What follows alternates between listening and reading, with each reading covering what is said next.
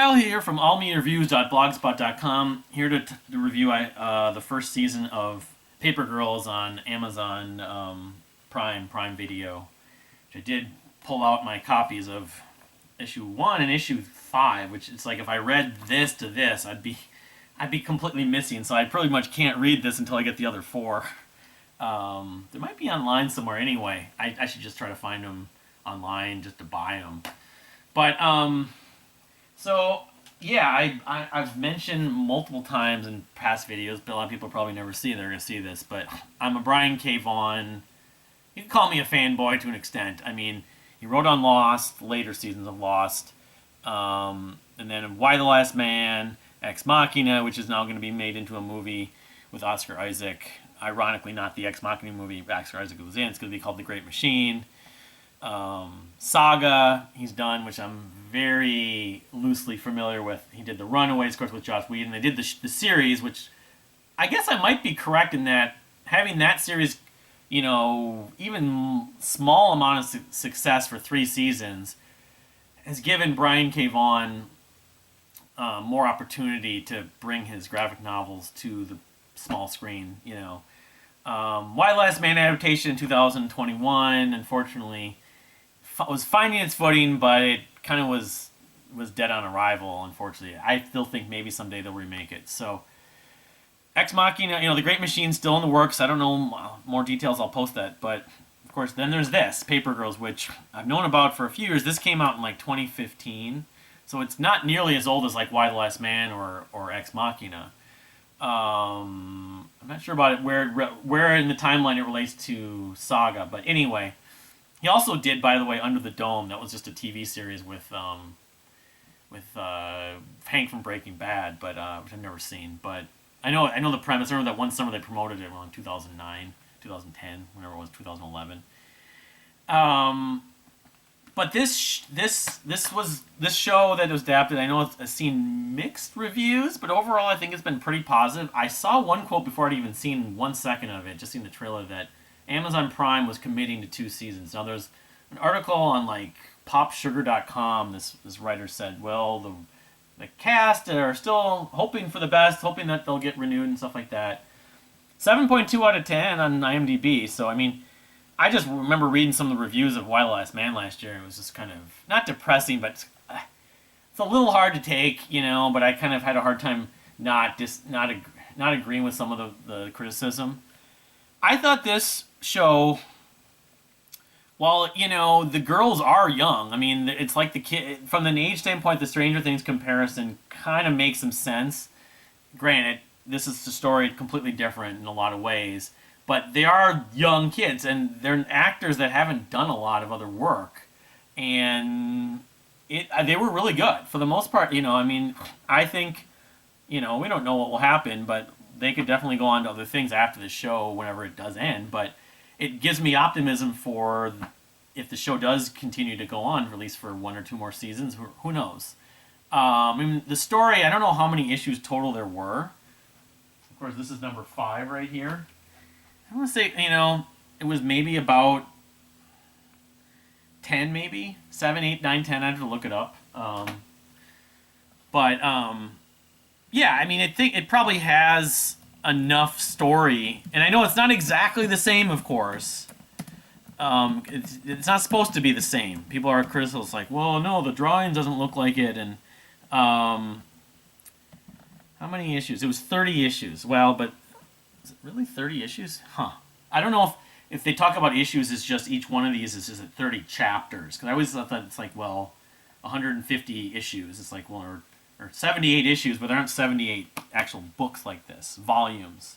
I should also not forget to mention Cliff Chiang, who did Wonder Woman. I guess he did art. He did some of the Wonder Woman universe stuff, but he's also he's involved with the TV series. So it has the 4 girls. You have Ali Wong. I mean, the premise is, spoiler alert. These 4 girls are 12 years old, paper girls. A lot of them new to doing the paper route stuff. In 1988, it's on Hell Day, as they call it, Halloween or the day after Halloween. They end up in Well, one of the there's this bully in their neighborhood was going after one of them, and they had to help the others out. The others helped her out, but then I forget exactly what transpires. But they end up in this. It's like a house, basically, that they had no idea was actually a portal they were going to be traveling through time. So they end up traveling to 2019. Now in here, I don't know if it's 2019, might have been 2015, 2016, something like that. Anyway, 2019 is when they were probably originally filming or when they wrote the screenplay, so that's probably why. But so Ali Wong's character, because one of the girls is I think she's Chinese, but I'm Ali Wong's character is the older version of her character. And of course, the sort of time travel troops and like the big no-nos where you're not supposed to meet yourself, you're going to screw up the timeline. And that's what a lot of this does bring up, but they don't make it like sort of physically, medically problematic to have you meet your older self, at least at this point. So, but Ali Wong's good. My biggest criticism of the show is Ali Wong's character, spoiler alert, doesn't survive the whole first season. The younger version of her, I should be talking about the actual character names here. Aaron, I believe it is, yeah. The younger Aaron, of course, does. I mean, those are the main characters. Aaron Mackenzie, who's a kind of a potty mouth and a spitfire, kind of tomboyish. Mac Mackenzie. Karina, or KJ, and she's supposedly Jewish, which is interesting, myself being Jewish. And around that age, because actually I was 12 years old in 1980. It's ironic. This was set, I want to say, it's in this small town. It's like in Indiana, though. It's the name of the town. It starts with it's like not Portsmouth. Town of, I don't know. I should know this. I just watched the show. I believe it's in Indiana, though. Jared Fletcher. Stephanie Folsom, of course, I mentioned that in a previous video, the one who did it. Yeah, Halloween, blah, blah, blah, blah, blah. Paper Girls. I keep on thinking of Apes and Androids, Creepy Girls, for some reason. I like to do like a video montage with that song. But the thing is, that song... Well, it was released officially by Call of Florence Pow, actually. Set in... I mean, so they end up going to Stony Stream, which I don't know. It's a fictional town. Okay, so I think it's set in Indiana. Oh, no, not Indiana, sorry. I'm totally wrong about that. Cleveland, Ohio. Or near a suburb of Cleveland, which I have a cousin, and we went to Cleveland a few years ago. The cousin that lives there, interesting. But, so they end up meeting this other guy named Larry, and this whole time travel battle, like the underground, STF underground versus this other group. There's a antagonist that you meet, part of this, these old guard that are trying to basically set the timeline straight. You have Grandpa character, which he's funny, he's kind of a hippie. Ultimately, his agenda's kind of gotten past him. I don't know if Jason Mantzoukas, which I think I've probably seen him in something else. But the primary villain at points who comes and goes is the Prioress, played by Adina Porter. So this isn't... I mean, it is, but it isn't really spoiling what happens by the finale.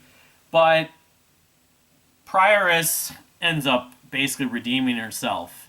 It's like she's basically a villain, but she has... It's a little bit like Snape. That's actually a pretty good comparison, the Snape character in the Harry Potter universe. Now, her also, we don't know what her future is. But I guess given it's time travel, Ali Wong's character, the older version of Aaron, all these characters, if they die, Larry came in, more than one version of Larry, can come back given it's time travel. A little bit, it's very similar to like the show that I even finished, 12 Monkeys, of course, in the movie. Different versions of you and different times. You're trying to change the timeline and stuff like that. So, I liked the female, the black female character, the kid, Quilkin, and I guess a lot of the premise revolves around her. That's largely why the Prioress doesn't really... She has kind of a a change of heart to an extent. Cameron Jones is the actress that plays her, but yeah, Tiffany Quilkin. Yeah, I mean the older version of her was good too, although definitely she was a little not mirage. It wasn't like a mirage about her. It's like, oh, she's a genius. She can help him out, and not so fast. And what are her real motivations? And understanding how much different she grew up to. That's kind of what a lot of this show is about, rather than this whole time war thing. It's a lot about these people, these kids, these girls, finding their older selves and believing they actually end up doing what they find the older selves do, or they're going to change that. Of course, one of the characters has an illness, and that's a big part of it. So, yeah, I mean, I liked it. I mean, is it a kid show? Not exactly. Does it have a lot of the Stranger Things tropes? Yeah, it does, even though it's not, sort of, it seems like it's not really intentional.